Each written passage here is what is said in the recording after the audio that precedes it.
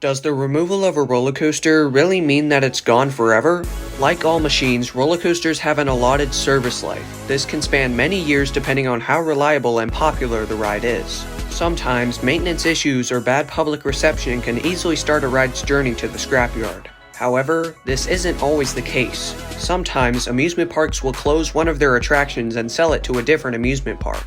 That park will then rebuild and reopen the ride, and sometimes they might even give it a fresh coat of paint and a new name. This process is called relocation, and it keeps some of your favorite roller coasters running today. But if you're at an amusement park and you see a launched roller coaster do this, do not panic. Usually, when a train on a launch coaster does not make it over the tower, it's primarily because of lack of passenger weight, temperature, time of day, and/or wind gusts. These events are called rollbacks, and they have been well thought out by the manufacturers of these types of rides. Due to the emergency brakes on the launch track, it is impossible that a train will fail to come to a stop. If you are on a train when it experiences a rollback, you will likely get launched again like it never happened. Even parks like Six Flags Great Adventure with the world's tallest roller coaster, King Ka, have signs in the area advising passengers to keep calm in the event of a rollback. So, have you ever wondered what prevents roller coaster trains from bumping into each other? Well, let me explain. The technology that keeps trains from bumping into each other are called block systems. These safety systems consist of block sections which are segments of the course that only one train can occupy. Therefore, a roller coaster is required to have more blocks than it does trains. The primary block sections found on many roller coasters include the station, lift hill, layout, and the brake run, but sometimes layouts will contain block brakes in the middle of the ride called a mid-course brake run. These help increase the capacity and throughput of trains. So how do these block sections deal with collision prevention? If a train is not exited, let's say the mid-course brake run, while another train is on the lift hill block, the train on the lift hill will stop and wait for the other block section to be cleared before restarting. A little bit about each major roller coaster type so you know some basic info about your favorite rides. Sit-down roller coasters speak for themselves and have no particular seating designation. Stand-up roller coasters are roller coasters where you are standing during the entire ride. Floorless coasters are similar to sit-down coasters, but your feet dangle above the track without a floor. Inverted coasters are a combination of floorless and suspended coasters where you sit underneath the track. Flying coasters are rides where the train seats you in a flying position during the experience. Wing coasters are rides where you sit on either side of the track.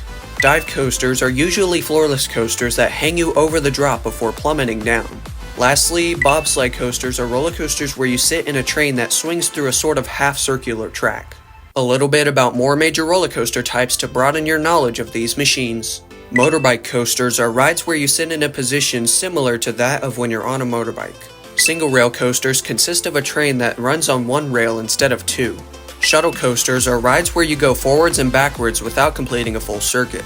Spinning coasters are roller coasters where each car spins whether controlled or freely. Water coasters are quite unconventional roller coasters containing a track layout and some sort of splashdown or physical contact with water.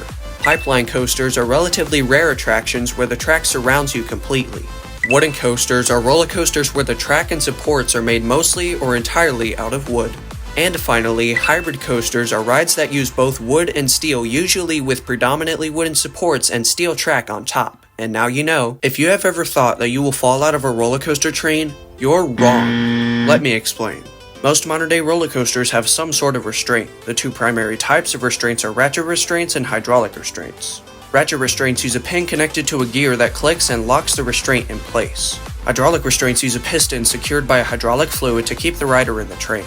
No matter the restraint type, they have at least two fail-safes. Usually, ratchet restraints consist of multiple pins so that on the extremely rare off chance that one breaks, there is another pin to keep the restraint in place. Hydraulic restraints have the same function but with multiple cylinder systems. Both restraint types may also include a seatbelt as an extra failsafe. Additionally, restraints can only be opened automatically in the station or manually by the ride operator in the event of an evacuation.